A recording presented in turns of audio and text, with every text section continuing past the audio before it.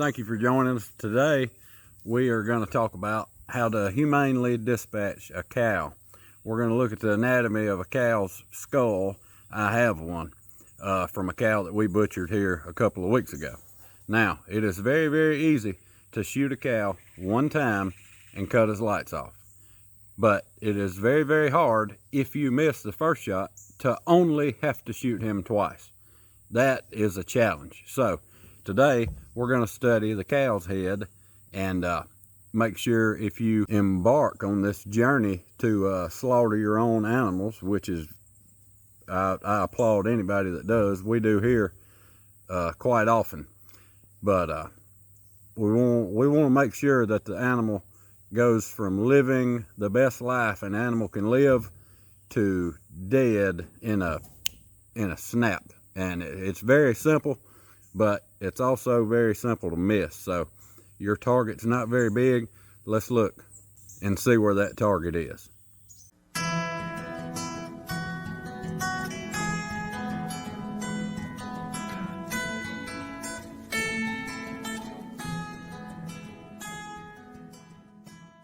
Here he is. The first thing I want to note to you, a lot of people that go to shoot an animal, the saying goes, right between the eyes. Well, if you shoot him right between the eyes, I want you to know that there's nothing under there but sinus cavity. Okay, right between the eyes goes down into the back of the mouth, and there's nothing there. I mean, there's nothing there. You're gonna give him a really bad day and you're gonna feel terrible. The rule of thumb is this: go from horn to opposite eye, and from horn to opposite eye, make you an imaginary X and aim there. You see, I was a little bit low, but we'll talk about that in just a second. I'm gonna hold him up like this where you can see right through that hole at the angle I shot at, and inside there is brain cavity.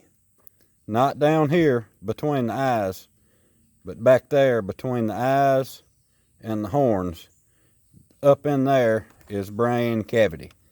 Okay, about halfway between the eye and the horn, and of course center of the skull, that's brain cavity from about here all the way up to about here.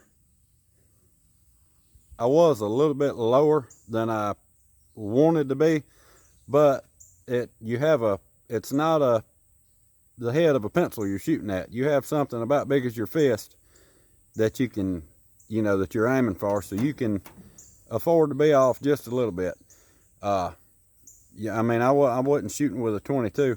And that's something else I want to talk about. There's people out there that dispatch animals or try to with a 22 long rifle or a shotgun with birdshot.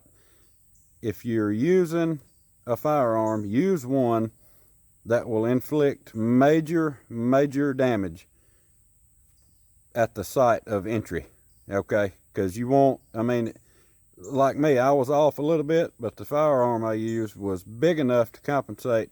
The shock was plenty. It was overkill, and that's what you want. You don't want something that's just enough when it comes to slaughtering your own animals. The most humane thing to do is to get them with something that's just gonna cut their lights off. And it may seem gory or whatever, but if you think about it from the animal's perspective, they were alive, happy, and eating, and then all of a sudden they were asleep.